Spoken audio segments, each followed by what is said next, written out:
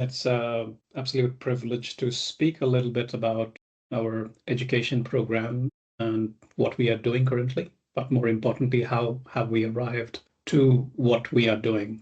Just taking us back a few years ago, around the time of creation of the AIU. So AIU was born out of a credibility crisis that was facing our sport back in 2017. The unit became functional only 2018. And the first job or first priority of the AIU is to establish its credibility, which was at an all-time low.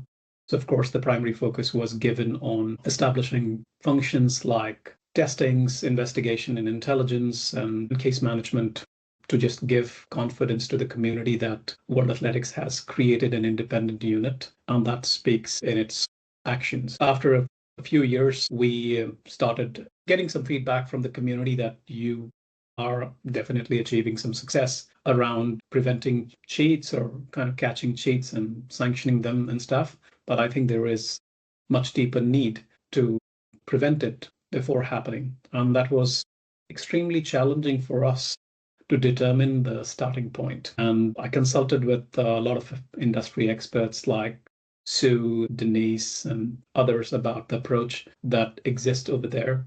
Just to give you the context that athletics is like a truly global sport. We have 215 member federations, and athletes in our sport can come from pretty much anywhere in the world, unlike any other sport. Our champions could come from a remote village in Africa to Stanford, to Australia, to UK, to pretty much anywhere in the world. And to determine what kind of program would work for this global community is an extremely challenging ask. What we were sure that one size fit all definitely would not work. That's where we started exploring the idea. So we thought to change the culture, it needs to reflect in the actions of people or the participants in our sport. And that guided us in the direction of exploring behavioral science, which was fast emerging in other areas, in other walks of life. It has worked in crime preventions, it has worked in smoking, anti-smoking campaign, anti-drug use campaigns in medical and health and well-being industry.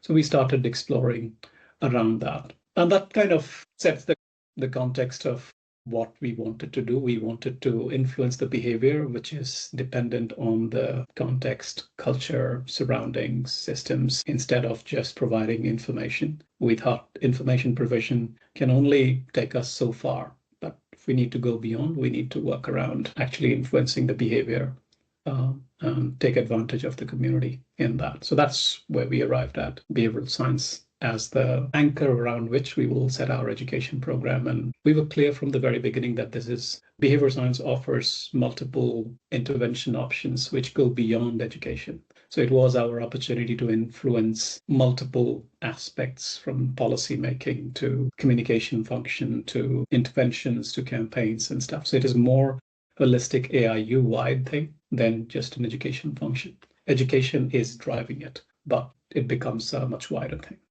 In the past, we have just been doing information dissemination, and that hasn't gone down well. There's just the nature of conversations, despite being in the kind of business that we are in, where we are constantly sanctioning and penalizing people. It's very difficult to build that trust. And I think this approach has helped us cultivate that trust with the community across the spectrum, be it athletes, be it coaches, be it agents. And that, I feel, is the biggest benefit. We have made our people visible, our brand visible, instead of being hidden in the doping control station at an event. We are out there and people feel we are accessible, we are approachable, and that has really changed the game. Based on what we see so far, historically, where we have been coming, we haven't seen such a spike and such level of engagement, especially from elite level athletes or elite level coaches or elite level agents or elite level partners like this. So definitely we have to keep in mind that it's fairly recent. We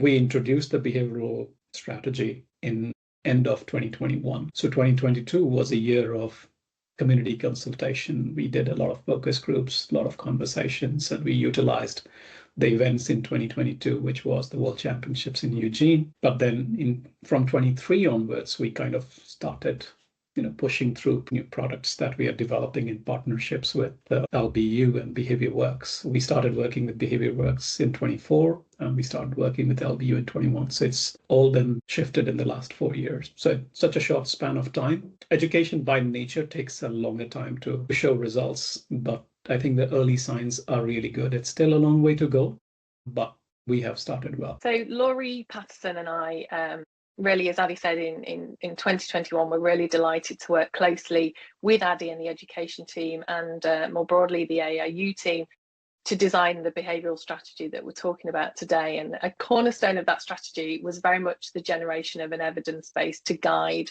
any intervention development, because really there is a significant absence of evidence to inform those decisions. And we started exploring, first and foremost, quite foundational questions, but what does integrity mean to the athletics community?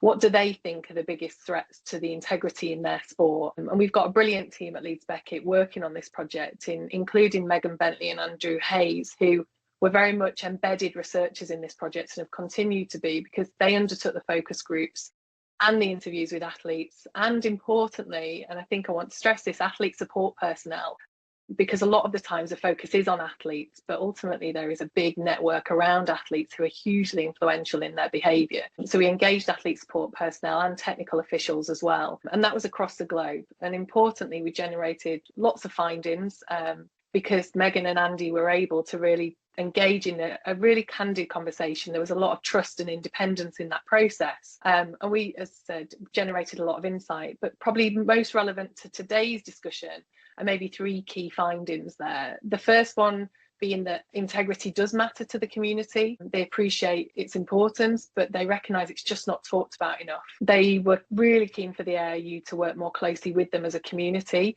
and they wanted to contribute. They want to be active participants really in promoting and importantly upholding the integrity of their sport, and they were very committed and passionate about that.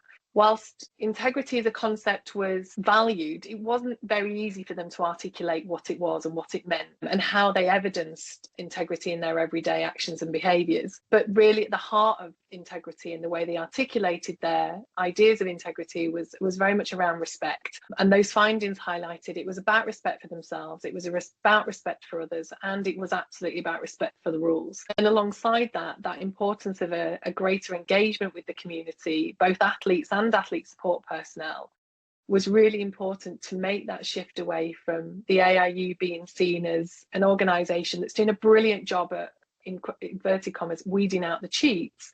Again, these are still humans who are making decisions that clearly are against the rules, but there are vulnerabilities around those decisions that are being made. But they also wanted to make sure that the AIU was seen as a supportive organisation that was there to prevent and not just to catch, and that they wanted a greater engagement really that was more unstructured and I guess more informal, beyond what Ade had mentioned around those kind of more compliance-based education programmes that maybe just once a year at best. So those findings very much underpinned what's been a hugely successful Power of Respect campaign that was, as Adi mentioned, launched prior to Budapest in 22, and it did seek to, the kind of ultimate goal of that was to develop better connections between the AIU and the athletics community. But from a behavioural science perspective, what that campaign really did, and what I think we're all as a team really proud of, is it visibly evidenced that shift in direction, because it was a much more positive call to action, which is quite unique in the field, about preserving something that's valuable, that matters, and giving reason for that, as opposed to it being about a fight against something. And certainly in areas of integrity, that kind of fight and the strong military metaphors really dominates. It was great to see that shift in direction being very visible, and importantly, then being really appreciated by the community at large.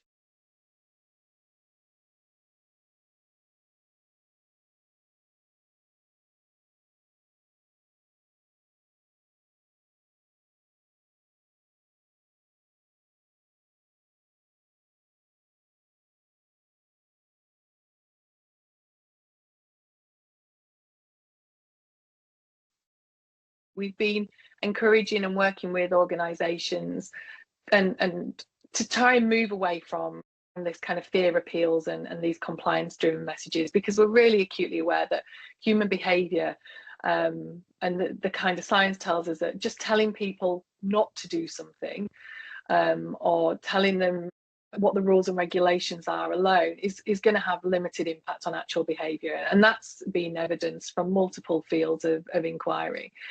What the community-based approach really is acknowledging and recognising is that we need to better understand the lived experiences of those that are being affected by the rules on a daily basis. And an approach that's about community helps to and recognises the importance of building agency and trust.